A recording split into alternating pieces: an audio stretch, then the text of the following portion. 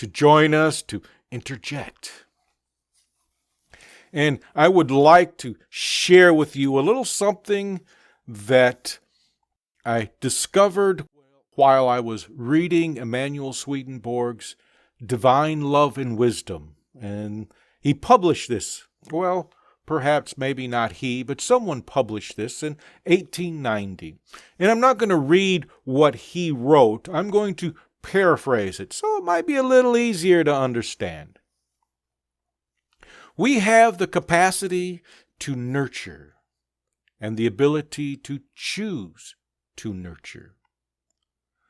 Our ability to understand is because the divine chooses to share.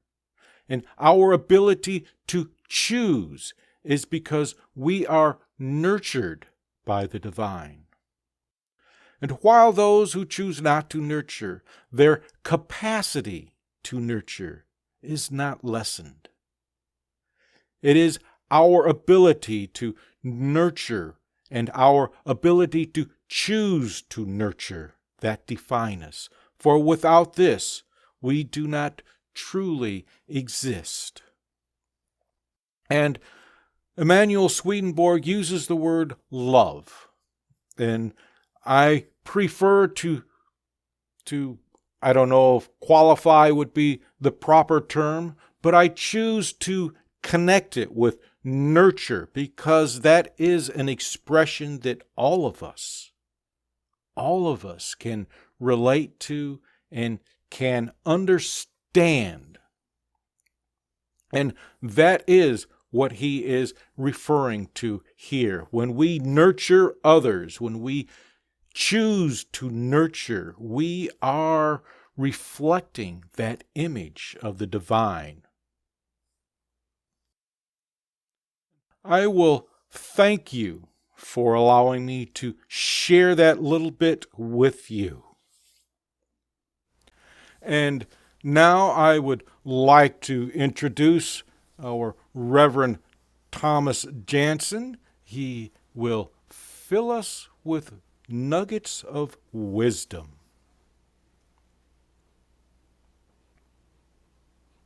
Thank you, Reverend Philip. You're forever the ultimate optimist.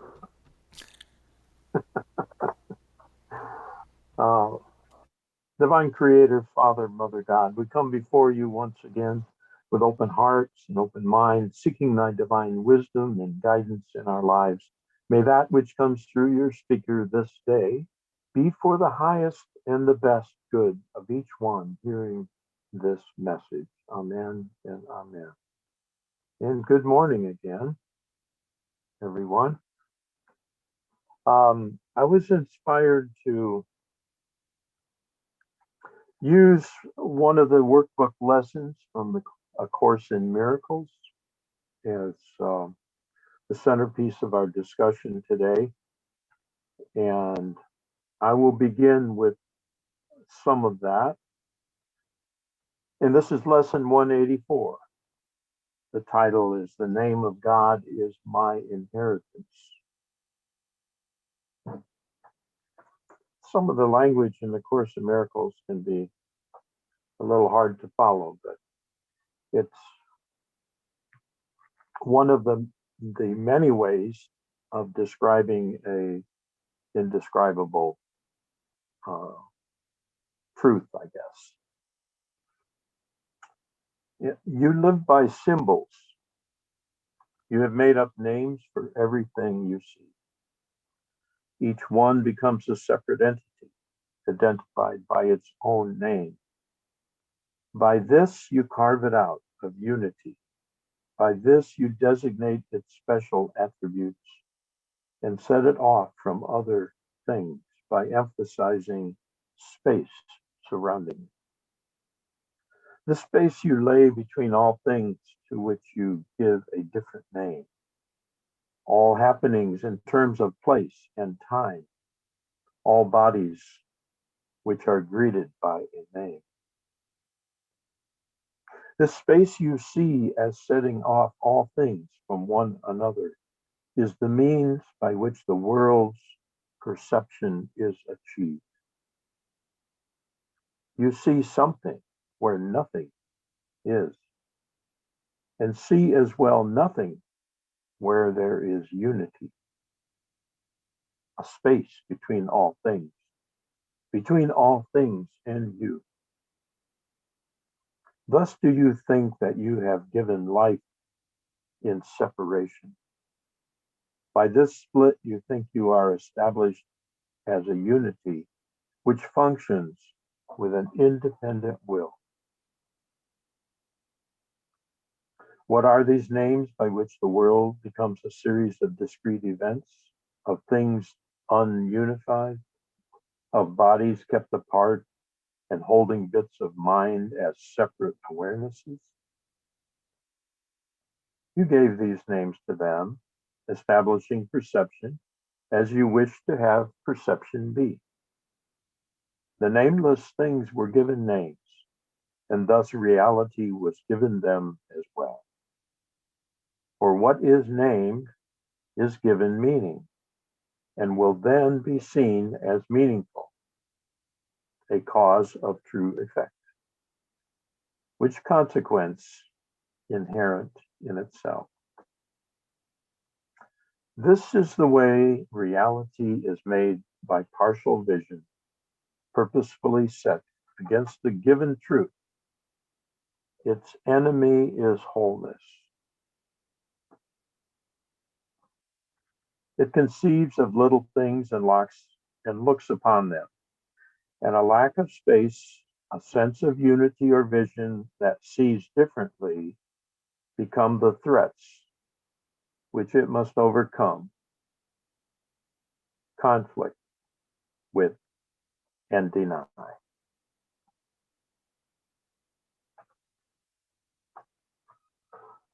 The, the idea of the world we perceive as an illusion, we've heard about in many times in many ways.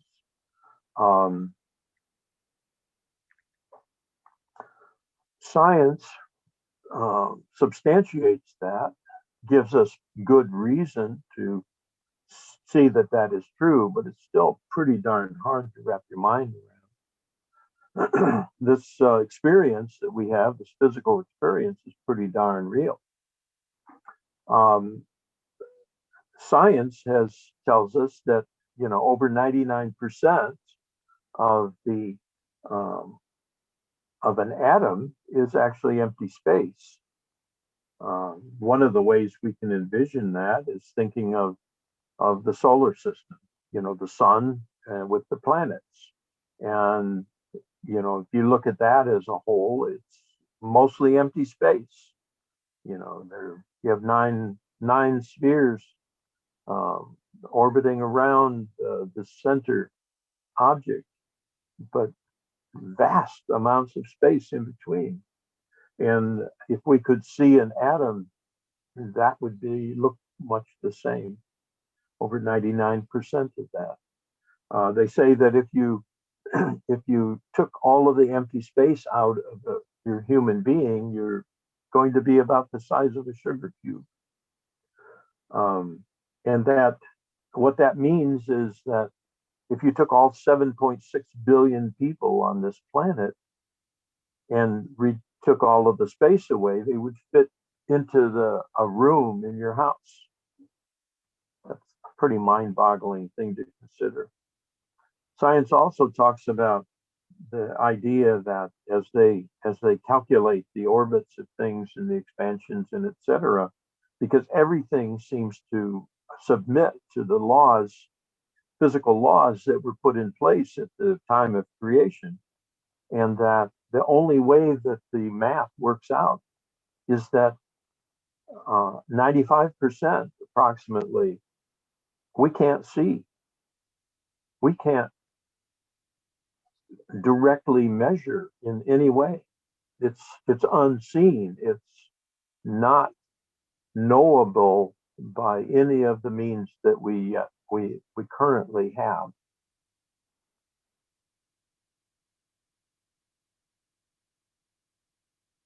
This gets talked about through the various religious teachings. But science is not the enemy of spiritual practice, from my view. It is the exercise of actually discovering and actually proving the things, the theories that are talked about. Think of the things that go wrong in the world.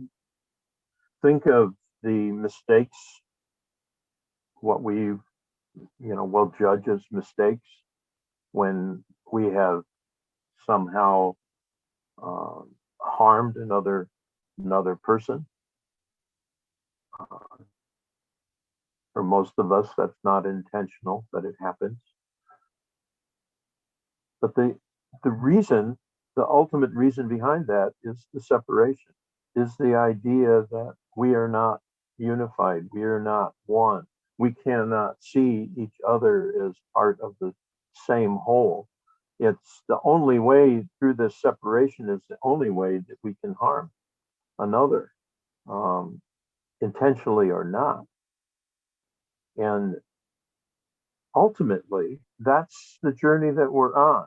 We're little by little, piece by piece, to see ourselves in each other, to put it in Christian terms, to see Christ in the other person is the way that can be described. It's the kind of thing that Mother Teresa described in the work that she did. That is how she looked upon the the poor and suffering people that she served. Many of them are not pleasant people to engage with. But seeing beyond the facade gives us the potential to have incredible impact. Not by directly doing something, but by simply being, by being in our own truth, being in our own unified place. More from the workbook lesson. Think not you made the world. Illusions, yes. But what is true in earth and heaven is beyond your meaning, beyond your naming, excuse me. When you call upon a brother, it is to his body that you make appeal. His true identity is hidden from you by what you believe he really is. His body makes response to what you call him, for his mind consents to take the name you give him as his own. And thus his unity is twice denied. For you perceive him separate from you, and he accepts this separate name as his. Thus, what you need are intervals each day in which the learning of the world becomes a transitory phase, a prison house from which you go into the sunlight and forget the darkness.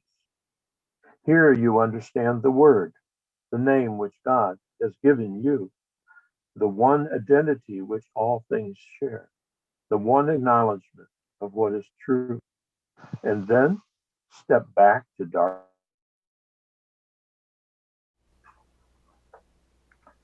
This is thus what you need are intervals each day in which the learning of the world becomes a transitory phase, a prison house from which you go into the sunlight and forget the darkness.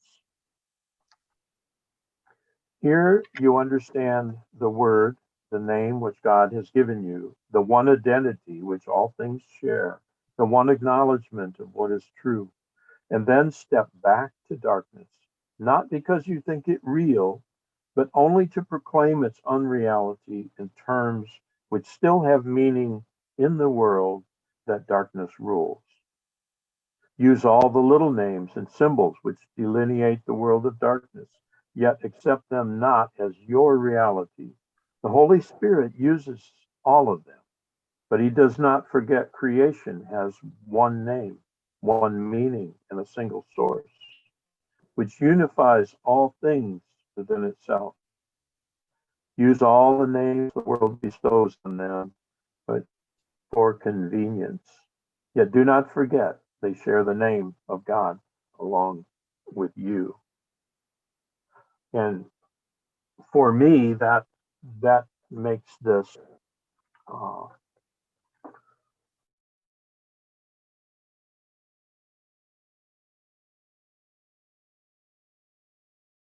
it or accomplish it or any of it, but it's another way of that this gets presented is like taking that quiet time for meditation every day, going into that place of connection.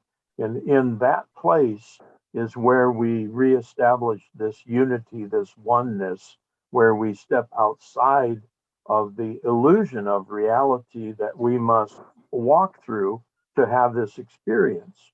And we carry into that the the underlying understanding that it's not real, but we can only work with that and share that, um, utilize that in the language and the understanding the world already has.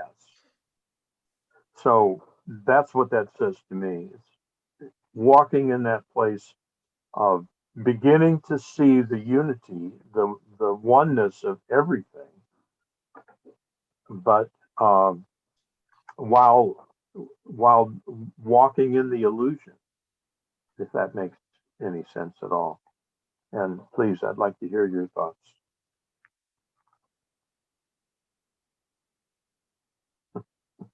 Well, it's a hard concept to grasp or to understand. And for example, the few times in my meditations where I've like got there, it's just instantaneous and you're back out again. Mm-hmm. And trying to, like, the best I can do is try to recall the wonder or the amazement. Yeah. And sometimes that's a real struggle to do. Yeah, it is. It is. But in the moment of recall, you really step into that higher energy again, and anything that we've experienced, we can re-experience, and so every little step in that direction. I mean, that just having that experience may be so much greater than we give it credit for. That can be a very powerful thing. Masters in the East would meditate for a lifetime and looking for what they described as the space between the thoughts. And upon achieving that one time, would have an illumination that they would be the thing they would teach for the remainder of their life as master teachers. So one of these illuminations apparently can be very, very powerful. And to tie in spiritualism a bit with this, what came to me was that when we touch in with spirit and have that communication, we are stepping. That is a step out of the illusion, and a step towards unity. We hear from entities that come through in channeling sessions, that they do not use names, that they use a name for our convenience because that's what we expect and that's how we identify with things. And to me, that's another peek behind the curtain about that, because in their realm, they describe it as um, everything is energy, and you can recognize everything you never need to know about another entity by, say, reading their energy field. And so, I mean, a name is just a silly consideration, but it waters down to this physical reality where we are, and we're walking around it in illusion. And the miracles begin to happen when we begin to see the falsehood of what appears real. And the whole workbook section, 365 lessons of the Course in Miracles, begins to walk us and reprogram us out of this illusion. That I mean, it starts out with things that are just really, really silly if you haven't been through it. This chair I see has no meaning, and repeat that several times. It's part of the lesson. It's like, what? What are you talking about? And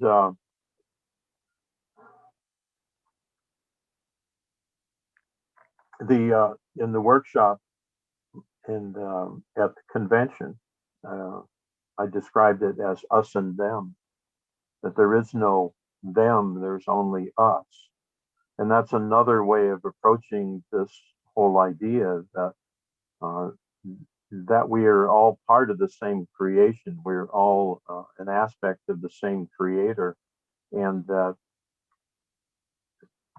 like cells in the body, we're one whole, and fighting against each other is like cancer is in the body. When cells go rogue and don't live in cooperation, it is unhealthy to the whole.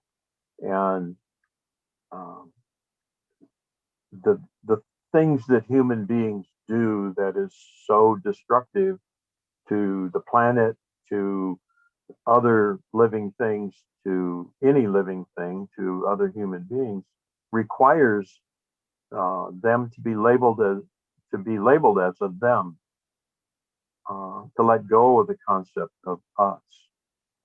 And that's another way of seeing this truth with other language and other words. It is hard to be really mean and hurtful to us. That inclusion changes everything.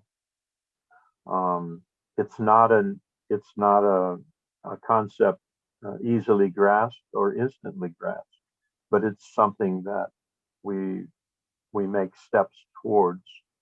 And every step that we make towards that, every time we catch ourselves, judging or labeling another, is an opportunity to stop and say a blessing for them. Say, okay, that's what they're doing is horrible, but they're part of the whole, and I bless them for that. That's a difficult thing to do sometimes. The last part that you just said. Well, maybe all the time. Yeah, But- all the time. Especially, everything that we learn in our religious and spiritual practice is really, that's what it's about. It's all steps in that direction. Mhm. There's nothing that we do, that we practice, that wouldn't be better if we were more aware of that consciousness. Mhm. Yeah, especially the way things are so divided these days. It didn't seem like this was as difficult before the last, some years, 4 or 5 years. It just seems to have gotten worse. Let me put it that way. To me, it was probably always there. I'm sure it was always there to some extent, but now it's like right in front of your face all the time. And it's really hard to. It's hard to not think of us and them. It's difficult. Absolutely, and that's probably the whole purpose of it, Mhm. is to make it so obvious you can't Mhm. ignore it. Mhm. When we were, going along, all fat, dumb, and happy, and able to ignore it. Mhm, We didn't have to pay attention to it, and now we do, mhm, because it is, it is rearing its ugly head in ways that mhm, we can't ignore. But sometimes when something is a falsehood, it needs to be so blatant and so much in our face that we have to see it for what it is. mhm. And again, the Wizard of Oz scene when they bring the witch's broom, and the the Oz, the wizard is being so frightening and everything, and then Toto pulls the little curtain back, and there's the man. It, to me, that represents that moment when we see behind the curtain, when we see that this thing that seems so insurmountable or so frightening, um, Mhm. really is not. It's very much within our capacity to, uh, to change, have power over. I mean, just think of it. Everything that frightens a little child, uh, we're more than capable of dealing with, and it's that same kind of difference. And it's like if someone is an adult and frightened of something that would frighten a little child, the awareness that they're an adult and capable is all that it would take to change that whole feeling and to deal with whatever it is.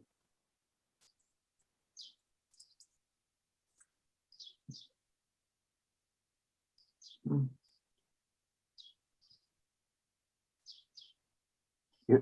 You have probably more opportunities than a lot of us, Sharon.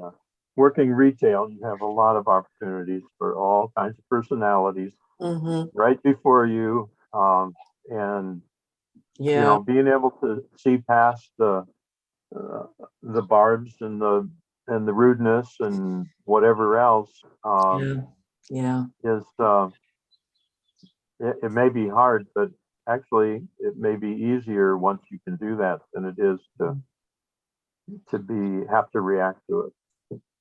You know, Yeah, you yeah. know, I try to be, just treat everybody the same way and just move or treat on. them appropriately, because Yeah, sometimes rude people need different treatment than people that are being kind. But you yeah. can always pray for people.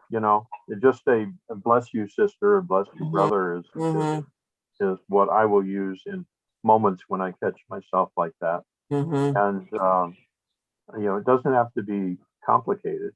It's mhm, just it's just a little switch of perspective within internally. mhm, mhm. Andy, did you have anything to share about this?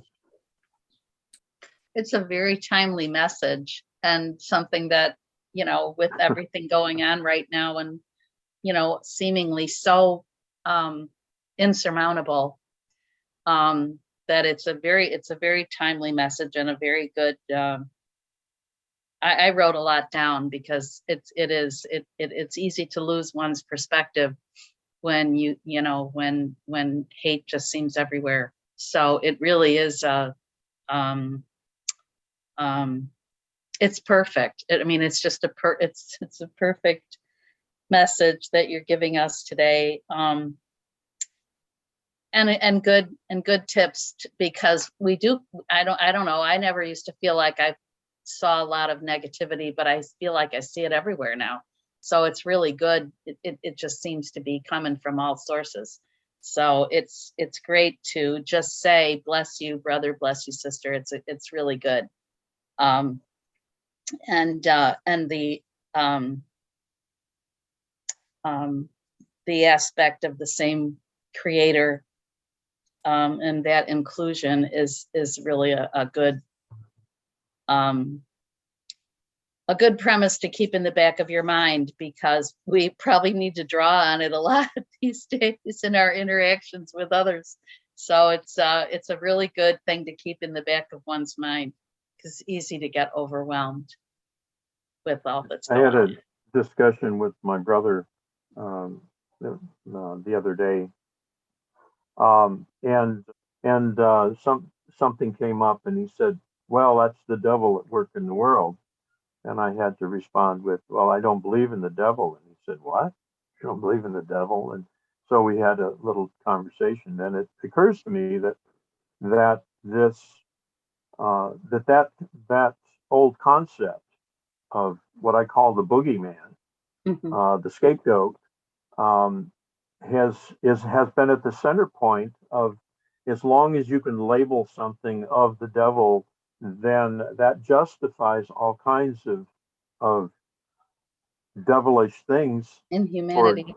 Mhm. good people to do in the name of God, you know. Mhm. Mhm. And and so that is a really gross example of the separation that, you know, the more as you seek and step into spirituality, what I call spirituality, the universal aspect of understanding our spiritual nature, um, that's the first illusion that you may go away.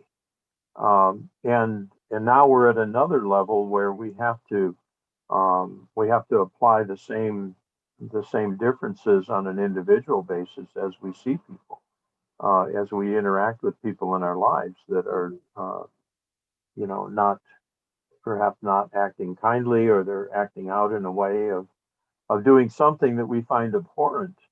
Um, and again, we go back to this idea that of love in the absence of love. And so saying a prayer is sending love to a place that's missing that love.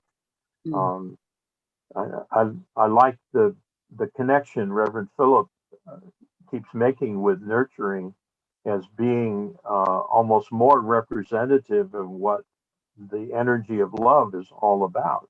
That is very accurate. That's also a very feminine principle, and that's one of the things that's been missing. Is when the feminine is missing, the things can be really harsh and not necessarily very kind or empathetic.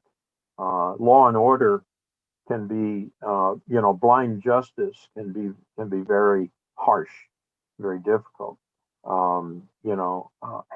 Having laws with empathy and understanding is another uh, way to approach that, and makes for peace and harmony, taking all kinds of things into consideration.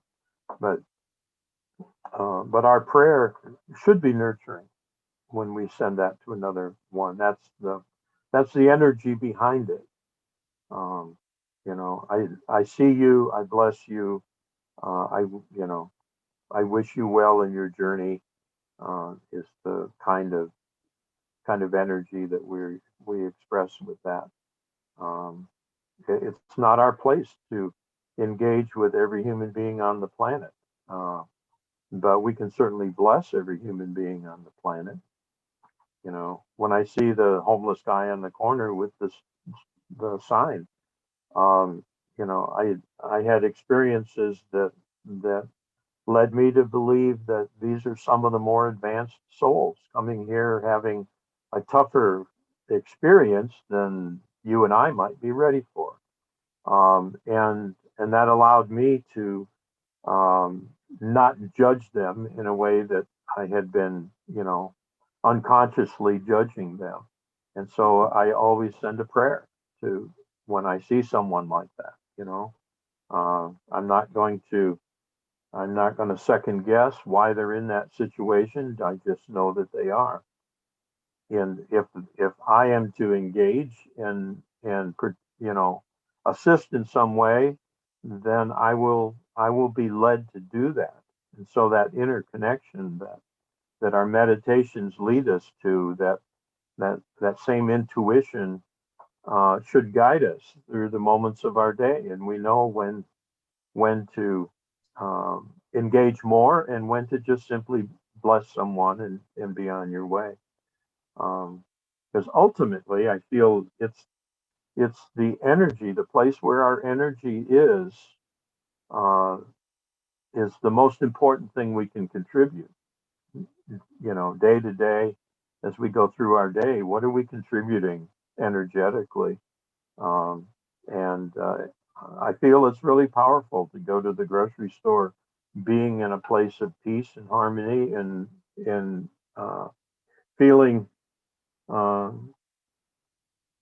feeling that peaceful love of the Creator, uh, part of something wonderful, and you will infect other people as you walk around. Um, it's like you know, trying to give more smiles, than you receive. Try that sometime. You know, it's hard to do. You keep getting them back. You know, and when you send out love and energy, it has an effect and it comes back. It's a feedback loop. Mhm. Reverend Philip, did you want to contribute to this? You, you've studied widely. Well, the I'm not quite sure I understood what you were trying to present, but I do know that it's the intentions behind every action that is the determining factor. And words are they're important. They should not be dismissed. Uh, for instance, judgment is something that we do all the time. We don't even think about it. It's just there. So perhaps the word judgment or to judge may not be the right words to use, because perceive